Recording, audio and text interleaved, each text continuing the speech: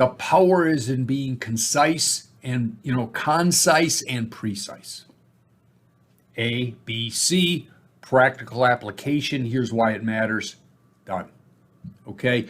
For each of you, take a moment, look at yourself in the mirror and say, hey, where was I when I started COM 1200? Some of you expressed to me, hey, I've just never been that great at writing. There's things I need to do. I just don't feel very competent in my reading abilities. Everybody starts and finishes at a different place, but where were you at the start of 1200 and where are you today? Take a breath. Think about those essays you wrote. Introduction tells the readers, right, real briefly what, and again, I said this to many of you still, don't present a topic or a theme. Go those steps deeper and say, what was the author's position? That is the argument. What position did the author take? For instance, Orwell or Huxley, he presents both, Postman presents both, but he would argue, you might agree with me on this, maybe not. The argument I saw was that he said, look, we're Huxleyan, we're just so numbed because of our desire for entertainment. And for many of you, I, indicated what I thought is true specific to today, okay? But think about it. You got to understand how to explicate writing, which will serve you your entire life. I'm looking at the things I see in the news. Michael Jordan is suing NASCAR. Can you imagine the documents that are going to come out in discovery in that antitrust case? And who's going to read those documents for meaning? And then someone's going to come back and go, look, point A, point B, and they're going to be what? Explicating all these documents. Michael Jordan has a monster, powerful antitrust lawyer. NASCAR has this other big monster, powerful antitrust lawyer. Think of discovery. The process remains the same. Reading, reading, comprehension, writing, and what? Then as you write, so shall you speak. Okay? Look at yourself in the mirror and think, look where I started and look at the work I'm producing now. Look how I have ordered my ideas. Look how I was able to illustrate the author's arguments based on what? The context of the examples given. Put it in the light of people, places, things, events. Become a storyteller. Okay? Good work. So give yourself some time to take some credit for where we are at mid-semester. Okay, real quick update. We've got the, and you heard it from me in a prior video, super important metaphor work. Super important. Again, I've told you, in my life, this portion of COM 1200 has affected me, I believe, most greatly for decades. Because I constantly realize now I have such a heightened awareness of when I'm using metaphor.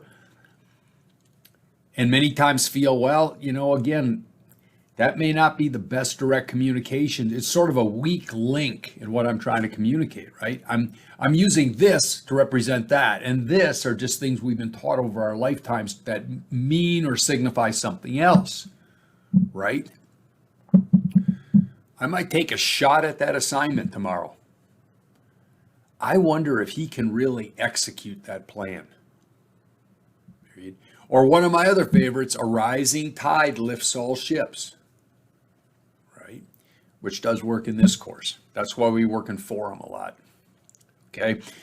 So, think about the use of metaphor. Super important in communication. Super important in your words, your speaking, your writing, etc. By the way, I don't write that often in metaphor, but I surely speak often in metaphor. Now, again, you notice I try to identify when I'm using metaphor.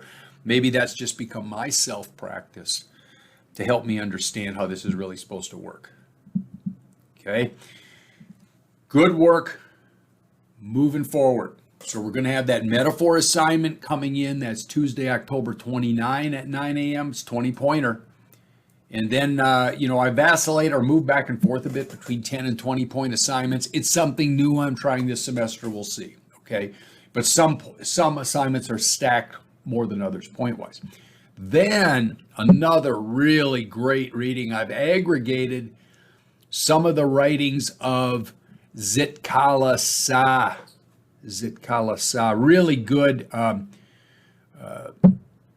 indigenous rights writer. You'll learn more about her, what she does. Very interesting background. And, I've got some background information on her, and then I provide some essays that she has written. Okay. And I'm trying to sort of modify the course. We're coming out of, post-hurricane storm, and I realize some of you are still transitioning through whatever becomes normal. I reduced that down to a 750-word essay. You'll be writing in only 2 supporting paragraphs, 2 arguments, 2 supporting paragraphs. There are many. Just choose the ones that resonate with you most. 2 750-word essay. Here's the thing. You got to be good. You got to be concise. Okay. Less doesn't mean less work. Less words doesn't mean less power. Less words doesn't mean less communication from you. Right. But I'm trying to bring this down into something more manageable. So again, for Zitkala Sa, background readings, then a collection of her essays, and then this 750 word personal essay from you. Okay, that's coming in Tuesday, November 5 at 9 a.m. Okay, so we're sort of rolling back into it here, second half of the course. Again, we don't have postmen. We really do more independent readings, and I think they're all interesting. They all take us to a different place in time, a different context, a different person, usually every time a different set of adversarial circumstances the person is facing.